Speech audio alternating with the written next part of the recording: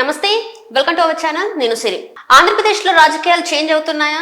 So ఎప్పుడైతే elections జరిగాయో ఆ తర్వాత అక్కడ పరిణామాలు అన్ని చేంజ్ అవుతున్నట్టు అనిపిస్తున్నాయి. ఎందుకంటే జగన్మోహన్ రెడ్డి గారు ఎప్పుడైతే తన ప్రభుత్వం పడిపోయిందో అప్పటి నుంచి అయితే చాలా వరకు తనకి కేంద్రం నుంచి సపోర్ట్ కావాలని చెప్పేసి అయితే చాలా వరకు ప్రయత్నిస్తున్నారు. అయితే ఇదే క్రమంలో ఏదో ఒక పార్టీతో, అంటే కేంద్రంలో ఏదో ఒక పార్టీతోనైతే తను దగ్గర అవ్వాలని అయితే చూస్తున్నాడు. కానీ ఎక్కడ కూడా తనకి అది వీలు కాలేని పరిస్థితుల్లో ఉన్నారు.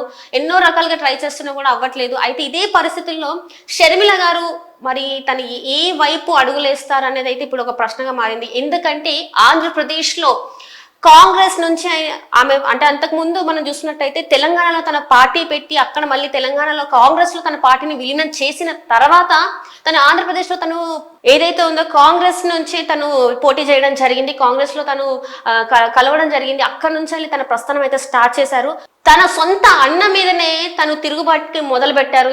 తన జగన్మోహన్ రెడ్డి గారి ఓడిపోవడంలో one of the main pillar గా షర్మిల గారు అయితే మారడం జరిగింది. ఎంతకెంతకు అంటే తన పర్సనల్ లైఫ్ లో జరిగినవి కావచ్చు, తన ప్రభుత్వం గురించి, అంటే జగన్మోహన్ రెడ్డి గారి ప్రభుత్వం గురించే కావచ్చు, ఎండగడుతూనే పోతూనే ఉన్నారు ఆమె. ముఖ్యంగా చెప్పాలంటే వైఎస్ షర్మిల గారు ఉన్నాక సునీత గారు అయితే వివేకానంద గారి హత్య కేసు ప్రజల మధ్యలోకి తీసుకొచ్చి వాళ్ళకి న్యాయం జరగాలి, ఇంతవరకు ఎందుకు హంతకుణ్ణి పట్టుకోలేదని చెప్పేసి అయితే చాలా వరకు అయితే జగన్మోహన్ రెడ్డి గారి ప్రభుత్వాన్ని ప్రశ్నించిన వైనమే కావచ్చు, అవినాష్ రెడ్డి గురించి మాట్లాడిన వైనమే కావచ్చు, ఏదైతే ఉందో తనకి ఏదైతే అన్యాయం జరిగిందో అవన్నీ కూడా మాట్లాడడం జరిగింది. అది ప్రజల్లోకి చాలా వరకు వెళ్ళడం జరిగింది. దాంతో జగన్మోహన్ రెడ్డి గారి ప్రభుత్వం అయితే కూలిపోవడం జరిగింది ఏపీలో. ఆ తర్వాత పరిణామాలు మనం చూస్తున్నాం ఇప్పుడైతే. అయితే ఇప్పుడు జగన్మోహన్ రెడ్డి గారు మాత్రం ఖచ్చితంగా తనకి కేంద్రంలో ఏదో ఒక నేషనల్ పార్టీతోని తనకి సంబంధాలు పెట్టుకోవాలని అయితే తను ట్రై చేస్తున్న సందర్భంలో బీజేపీ, ఇంతకుముందు చూస్తే గతంలో బీజేపీ తనకి అండదండగా ఉంది అని చెప్పేసి అయితే చాలా వరకు మనకి వెనకాల కథనాలు అయితే చాలా వరకు విన్నాం. అందులో ఎంతవరకు వాస్తవం ఉంది మనకు తెలియదు. కాకపోతే ఇప్పటి వరకు 11 సంవత్సరాల పైన బెయిల్ మీద ఉన్న ఏకైక వ్యక్తి, 11 సంవత్సరాల బెయిల్ మీద ఉన్న ఏకైక వ్యక్తి, బెయిల్ మీద ముఖ్యమంత్రి అయిన ఏకైక వ్యక్తి జగన్మోహన్ రెడ్డి గారు అని తెలుస్తుంది. సో జగన్మోహన్ రెడ్డి గారికి ఇంత, అంటే బెయిల్ మీద ఇన్ని రోజులు ఉండగలిగే అంత ఇది ఎలా వచ్చింది అని చెప్పేసి అయితే చాలా మందిలో ఉన్న ఒక ప్రశ్న. ఇది కేంద్రం నుంచి సపోర్ట్ దొరికిందని కూడా చాలా మంది వాదిస్తున్నారు. ఇప్పటికి కూడా తనకైతే తన కేసుల విచారణ ఇంకా కొంతవరకు అయితే, అంటే ఇంకా స్టార్ట్ అవ్వలేదు, స్టార్ట్ అవుతుంది అని చెప్పేసి అయితే చాలా వరకు అయితే వార్తలు వస్తున్నాయి. సో మరి ఎప్పటి వరకు అవుతుంది ఈ కేసుల గురించి? ఇప్పుడు నేషనల్ పార్టీస్ తోని పొత్తు పెట్టుకోవడానిక, లేకపోతే పార్టీని నేషనల్ పార్టీలో విలీనం చెయ్యాలని చెప్పేసి అయితే చాలా వరకు అయితే ట్రై చేస్తున్నారు. ఏదైతే స్నేహ సంబంధం ఉన్న, అంటే బీజేపీ పార్టీతోని ఇప్పుడైతే బీజేపీ పార్టీ ఆంధ్రాలో అయితే కూటమి ప్రభుత్వంగా ఏర్పడింది. తెలుగుదేశం, జనసేన, బీజేపీ పార్టీ అయితే ఆంధ్రప్రదేశ్ లో ఉంది. అయితే ఇప్పుడు బీజేపీకి దూరమైన వైనం ఏదైతే ఉందో జగన్మోహన్ రెడ్డి గారికి కొంచెం గడ్డుకాలంగా అనిపిస్తుంది. ఏపీలో తను మళ్ళీ నిలదొక్కుకోవాలంటే మాత్రం చాలా కష్టం అనిపిస్తుంది. దీంతోని జగన్మోహన్ రెడ్డి గారు మనం చాలా వరకు చూస్తున్నట్టయితే ఏపీలో తక్కువ, బెంగళూరులో ఎక్కువ ఉంటున్న పరిస్థితుల్ని చూస్తున్నాం. అక్కడ బెంగళూరులో అయితే తను చాలా మంది నేతలతోని భేటీ అవుతున్నట్టు తెలుస్తుంది. అక్కడ కూడా ఏంటంటే తను ఏదో ఒక రకంగా తన పార్టీని, తన మనుగడని కాపాడుకోలే ప్రయత్నం అయితే చేస్తున్నట్టు కూడా తెలుస్తుంది. తన మీద ఉన్న కేసులని కూడా ఎట్లుగా లక్క, అంటే జైలుకి వెళ్లకుండా తన మీద ఇప్పటి వరకు అయితే పాత కేసులు, కొత్త కేసులు కూడా ఇప్పుడు వస్తున్న తరుణంలో తన మీద ఎలాంటివి కూడా జరగకుండా ఉండడానికి అయితే నేతలతో భేటీ అవుతున్నట్టు యలహంక ప్యాలెస్ లో చాలా వరకు అయితే వార్తలు అయితే వస్తున్నాయి. మరి అందులో ఎంతవరకు వాస్తవం ఉందని అయితే తెలియదు. కానీ కర్ణాటక డిప్యూటీ సీఎం డికే శివకుమార్ గారితో అయితే భేటీ అవుతున్నట్టయితే అనేక కథనాలు అయితే బయటికి వస్తున్నాయి. దీంతో ఏంటంటే జగన్మోహన్ రెడ్డి కాంగ్రెస్ కి దగ్గర అవుతున్నారు అని చెప్పేసి అయితే కొన్ని వార్తలు అయితే వస్తున్నాయి. మరి ఇందులో ఎంతవరకు వాస్తవం ఉందని అయితే మనకు తెలియదు. కాకపోతే ఇప్పుడు ఒకవేళ జగన్మోహన్ రెడ్డి గారు కాంగ్రెస్ కి దగ్గర అయితే మరి షర్మిల గారి పరిస్థితి ఏంటి? షర్మిల గారు ఇప్పుడు మనం చూస్తుంటే కాంగ్రెస్ లో అసలు మొన్నటి వరకు చూసుకుంటే కాంగ్రెస్ కి ఎంతవరకు ఓటు శాతం ఉందనేది మనకు తెలుసు.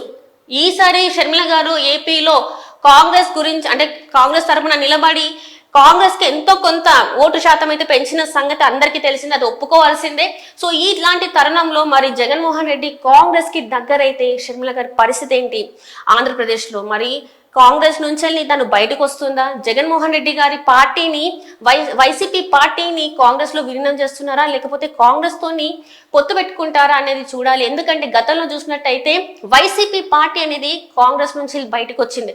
గతంలో చూస్తే షర్మిల గారు కూడా కొన్ని వ్యాఖ్యలు చేశారు. ఏంటంటే పిల్ల కలవాలన్నీ వచ్చి కూడా సముద్రంలో కలవాల్సిందే అని. అప్పుడు కూడా చాలా అనేక చర్చలు అయితే జరిగాయి. ఖచ్చితంగా జగన్మోహన్ రెడ్డి తను కాంగ్రెస్ లో కలుస్తున్నాడు, కాంగ్రెస్ లోకి రాబోతున్నాడు అని చెప్పేసి చాలా వరకు అయితే వార్తలు వచ్చాయి. కానీ ఎక్కడ కూడా అది రుజువు కాలేదు. ఇప్పుడు మాత్రం కొన్ని వార్తలు గట్టిగా వస్తున్నాయి. ఏంటంటే జగన్మోహన్ రెడ్డి కాంగ్రెస్ లో తన పార్టీని విలీనం చెయ్యాలని చెప్పేసి కొంతమంది నేతలు అడుగుతున్న తరుణంలో తను ఓకే చెప్తున్నారేమో అనిపిస్తుంది. మరి దీంతో షర్మిల గారు మరి కాంగ్రెస్ పార్టీలో ఉంటారా, లేకపోతే అంటే ఇంతకు ముందు కూడా కొన్ని వార్తలు ఏమొచ్చాయంటే వాళ్ళిద్దరి మధ్య సయోధ్య కుదర్చడానికి కూడా చాలా మంది నేతలు ప్రయత్నించారని కూడా వార్తలు వచ్చాయి. మరి అందులో ఎంతవరకు వాస్తవం ఉందో కూడా మనకు తెలియదు. కాకపోతే ఇప్పుడు మాత్రం తాను వైఎస్ షర్మిల ఏదైతే ఉందో తను పార్టీ మారడానికి చూస్తున్నట్టు. ఎందుకంటే ఇద్దరు అంటే రెండు కత్తులు ఒకే ఎవరలో ఉండడానికి కుదరదు కాబట్టి ఎంత అంటే సొంత అన్నయ్య అయినా కూడా ఏపీలో తను అంటే జగన్మోహన్ రెడ్డి గారు ఓడిపోవడానికి షర్మిల గారు ఎంతవరకు ఫైట్ చేశారో మనం చూసాము. ఆయన పథకాల గురించే కావచ్చు, ఆయన అన్ని రకాలుగా పక్కన ఉన్న నేతల గురించే కావచ్చు, ఏ రకంగా మాట్లాడిందో మనం చూసాం. ఇప్పుడు కూడా మరి అదే పార్టీలో ఇద్దరు ఉండగలుగుతారా? సో ఏం చేస్తారు మరి? ఇప్పుడు తనకి అంటే తన ముందున్న ఆప్షన్ ఏంటంటే టీడీపీ. సో ఏదైతే మనకి ఆంధ్రప్రదేశ్లో కూటమి ప్రభుత్వంగా తెలుగుదేశం, జనసేన, బీజేపీ ఏదైతే ఉందో ఇప్పుడు టీడీపీలోకి తనకు వెళ్ళే ఛాన్సెస్ ఉన్నాయని అయితే చాలా వరకు మరి రాజకీయ విశ్లేషకులు చెప్తున్న మాట ఇది. సో మరి ఒక్కవేళ కాంగ్రెస్ లో జగన్మోహన్ రెడ్డి తన పార్టీని విలీనం చేస్తే నెక్స్ట్ స్టెప్ మరి వైఎస్ షర్మిల గారి టీడీపీ వైపు వెళ్తారా? ఎందుకంటే ఇప్పటి వరకు మనం చూస్తున్నాం ప్రభుత్వం మారి 3 నెలలు అవుతుంది. ఇప్పటి వరకు కూడా ఎక్కడ కూడా తను టీడీపీ పార్టీకి వ్యతిరేకంగా మనం మాట్లాడినట్టు చూసిన సందర్భాలు అయితే లేవు.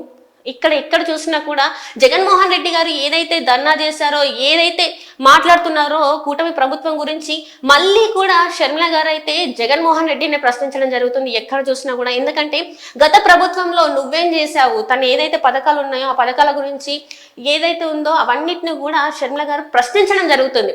టీడీపీని ప్రశ్నించడం కాకుండా జగన్మోహన్ రెడ్డి గారిని ప్రశ్నిస్తుంది, ఆయన దుయ్యబడుతుంది. సో ఇక్కడ చూస్తున్నట్టయితే మరి తన అడుగులు టీడీపీ వైపు వేస్తుందా, లేకపోతే నిజంగానే టీడీపీ పార్టీయే బెటర్ పార్టీయా? ఎందుకంటే ఏపీలో శాశ్వతంగా వైసీపీ పార్టీని మొత్తం తొలగించాలి అంటే షర్మిల గారు టీడీపీలోనే జాయిన్ అయితే మరి ఒక మంచి అంటే తన కెరియర్కే కావచ్చు, ఇప్పుడు ఏదైతే వైసీపీ పార్టీ ఉందో తను గట్టిగా తన నోరెత్తి మాట్లాడాలి అని అనుకుంటే టీడీపీ కరెక్ట్గా, లేకపోతే ఇంకేంటి? సో ఇప్పటివరకు మనం చూసుకున్నట్టయితే షర్మిల గారు జగన్మోహన్ రెడ్డి గారు ఓడిపోవడానికైతే వన్ ఆఫ్ ద మెయిన్ పిల్లర్గా నిలిచారు. సో ఇప్పుడు కూడా తను పార్టీ మారితే ఇంకా వైసీపీ పార్టీ అనేది ఖచ్చితంగా ఏపీలో కనబడపోవడానికి ఒక వన్ ఆఫ్ ద రీజన్ అయిపోతారని చెప్పేసి అనుకుంటున్నారు. సో మరి ఏం జరుగుతుంది, షర్మిల గారి అడుగులు ఎటువైపు ఉంటాయని అయితే మరికొంత కాలంలో మనకు తెలుసు.